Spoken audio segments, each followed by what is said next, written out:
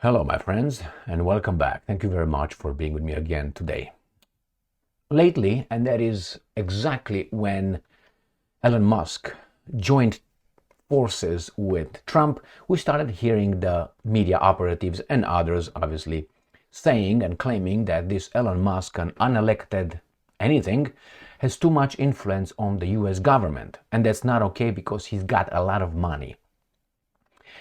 I have here about 3 articles to show you how these guys are just hitting Elon Musk, saying this guy has too much influence. He's a billionaire, which is with a lot of money, and he has too much influence.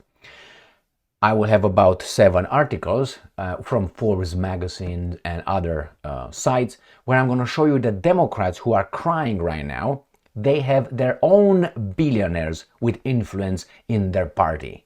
So I have a list with their Democrat billionaires like Bloomberg and other Spitzer, Hoffman and others. I have the list. I'm going to show you how much money those billionaires invested in the other side that cries now, Elon Musk is giving Trump money. And the billionaire class now all of a sudden is in charge of the United States of American system, political system. I'm sorry to remind you, but Donald Trump is a billionaire. And why do they focus on billionaire? And let's say, what's the difference between $1 billion and $999 million? For us, it's a lot of money, right? But over there, not really. So why not millionaires? We have a problem with billionaires, but not with millionaires. So if someone has, I don't know, about, as I said, $999 million, is okay. He's not a billionaire. But one that has 1 billion, that's the problem right there. So let me start with the articles that really made me make this video. Here is the first article coming from The Hill.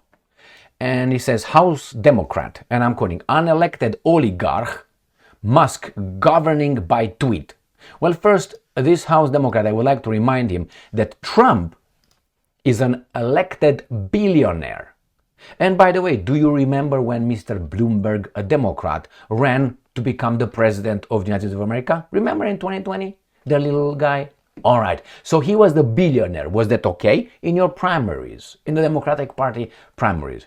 Almost all these guys who are running, the senators, the guys that become multi-millionaire, even Bernie Sanders, the communist, is worth about $7 million. But hey, he wants to tax people only above $10 million, not below, because he might fall on that category. So you see, truth and justice, and not only applies if you're virtuous to you, even if you lose. So if something is against, your own interest, but you have values, then you stick with that one. Well, we can't be perfect, obviously, but here is clear what's going on. We are supposed to think that billionaires, only one side of the billionaires are bad, the other ones are good, and when it's about everybody, let's just tax the multi-millionaire over about 10 million. Almost everybody falls under the 10 million in the Senate, in the House. There are some people who worth even more. No, that's okay. There's not. Let's say they have $250 million. There's not $1 billion. For me, between $250 million and $1 billion, for me, is either way. You're a very wealthy person who has a lot of influence on our political system. If you think that those guys, the Musk, is having influence, do you think that the other billionaires in the Democratic Party that will mention names, they don't have anything to say to the Democratic Party when the elected officials are implementing and making laws? All right, let's go to the next article. And that comes from BBC. Here it is. Musk flexes influence over Congress in shutdown drama. They overdo it and over-publicize these guys in influence. These are 2 billionaires. Why not this guy? What's the problem with this guy? He got elected, that's the problem? All right, next one. As Americans, we can't let unelected sidekicks like Musk run our country. Correct. Matt Willie, or whatever your name is, Wiley, you're correct. But why do you think only of Musk? Oh, you must be a fucking Democrat. Otherwise, you would go with, for instance, here are the billionaires funding the Democratic presidential candidates as of September 2019. I have an updated list. This is from Forbes. All right, and I'm going to show you how much these guys receive. Now, going to the opinion, we cannot let them. No, we can't. That's true. Is it anything illegal they're doing? Willie, no, there's not. Do you like it? I don't like it. But then why do you focus only on that side and not on both sides or all sides? That would show you you're a just person and you're concerned. But you're not. You're okay with the donors on one side, but with not those much donors on the other side. Why is that? That's not justice. All right, let's go to the list. One of them, I have 1, 2, 3, 4, 5, and I have one here, 6. So here we have it. Let me just read out of it. This article reflects Federal Election Commission filings as of September 30th, 2019. So, my friends, all this is legal, right? Billionaires are everywhere in 2020 elections. Donald Trump, he's the one. Of course, he's the incumbent. Howard Schultz. Remember, the names tell you sometimes the ethnicity or other things. Of Starbucks fame, now this is, I know what it is, you know what it is, considered launching a campaign to challenge him. So another millionaire. Then Tom Steyer, another guy, the hedge fund billionaire, actually did. How? Now, Michael Bloomberg, who is the richer than all of them, is reportedly positioning to do the same. And while those 4 made the headlines, around 100 other billionaires have been quietly donating to Democratic hopeful. I don't want to pick on Willie, but I use Willie just as an example for all of us. So we're gonna go here. Here are the guys. Jonathan Gray, you can look at his face and you kind of know what's going on here, and Reid Hoffman. Okay, these guys, he gave to 8 candidates, net worth 1.9 billion, the other one 3.7 billion. He gave, these guys are of the same team. They just put Crystal here, just an extra, just to cover these guys' track. All right, we're going to go further, right here. Tracking billionaire donations over time. Forbes mined Federal Elections Commission data for donations from billionaires and their spouses, searching for all itemized donations of at least $100. This chart represents how many donors have found for every candidate. We found for every candidate. This is the first quarter, second quarter, third quarter, right? Total. So Kamala Harris got 31 billionaires in the first quarter, 6 in the second, 10 in the third. So there's 47 billionaires in 2019. Cory Booker, this victim as the first one, these guys are victims, okay? He got 45 billionaires. Joe Biden got 44. Pete fucking Chegg got 40 right here. This guy is such a loser. He graduated from Harvard, so yeah, okay. Then we got Michael Bennett, 32. Amy got 22. Who else? Beto O'Rourke, 13 billionaires. All right. Do you think that if these guys would be elected, these 13 billionaires would not have anything to say in Beto's policies? Elizabeth Pocahontas, she's got 7 right there. Remember, she lied. They say, well, she's got some American Indian, what, like one in 13,000 or something possible. We're going to go down here because we have the communists. Bernie Sanders, 1 billionaire, right there. Even this Swallow guy with his Chinese spy, he's got 1 billion. They all got a billionaire. De Blasio is a loser, nothing. All right, the candidates. Pete Buttigieg, from Buttigieg, donors, 40 donors. He's got 52 million from these guys. And the guys are David Geffen, Mimi Haas, and Jennifer Pritzker. You know who Jennifer Pritzker is? She was appointed by Biden to make sure that the American businesses are doing business with the other Zelensky Stein called Zelensky from Ukraine. Yeah, and she's from the family of the governor of this great state of Illinois, guy called Pritzker again. But they have no influence. Yeah, Jennifer was not elected. She was appointed twice. Go and check her name. And her brother, whatever he is, the fat fuck, he was elected. Why do you think he's such big balls? No, money. Amy got 21 donors, 18 million. And you got the names here. Tom Bababab, we got this one. This is from the US News. The biggest political donors of the 2024 elections. And they start with these guys right here.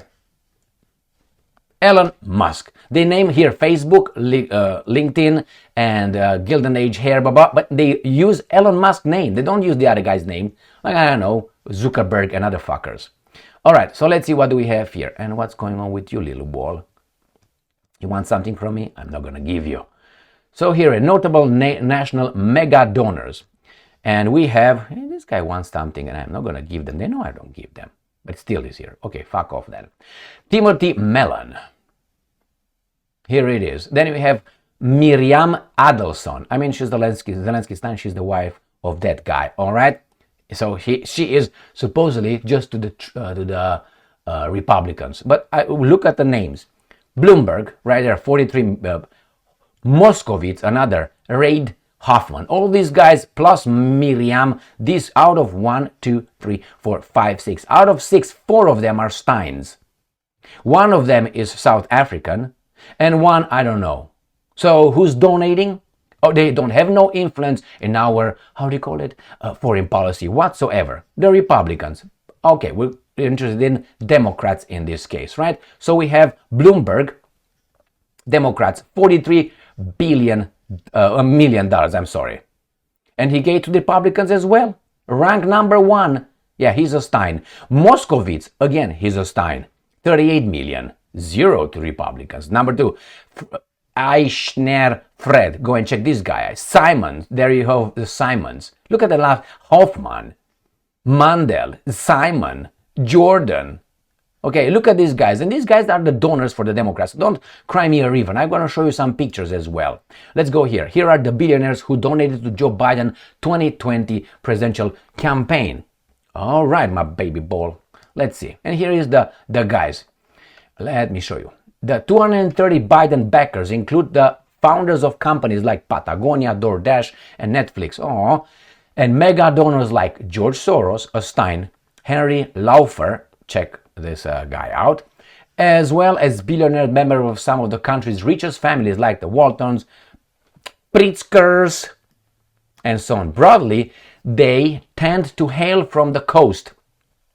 All right, because they are Americans like us. More than 1/3 live in California, another 27% are based in New York. It makes sense then that about a quarter of them got rich in tech and third made their fortunes in finance banking system. On average, the billionaires gave about $170,000 to Biden campaign and his joint filing pop. How Joe Biden donors got rich. And they tell you what they did. This is finance and investment. They are the bankers. Bankers.